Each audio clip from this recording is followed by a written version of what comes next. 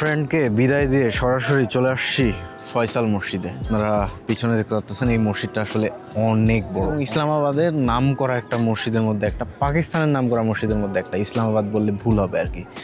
তো এটার ভিউটা যত দূর থেকে দেখবেন তত সুন্দর লাগবে। আমি একদম কাছে চলে আসছি আর ফোনে কথা বলতেছিলাম যখন বাইকে আসতেছিলাম, উবারের বাইকে। তো এই কারণে আপনাদেরকে দেখাইতে পারি না, যাওয়ার সময় দেখাচ্ছি।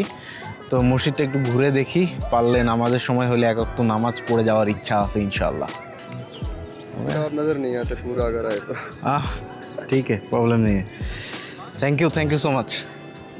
একা একা ট্রাভেলে আসলে এটা সমস্যা, মনের মতো পিকচার তোলা খুব কষ্ট।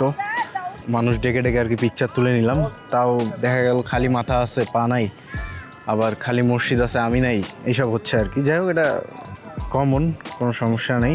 তবে মসজিদের সাথে একটা দুইটা সেলফি তুলছে, ওইটাই ভালো আসছে এই আর কি। তো এখান থেকে এখন বের হয়ে যাই। আসলে আর বেশিক্ষণ থাকলে খুব গরম, বাইরে গরমে আসলে আর সহ্য করতে পারতেছি না।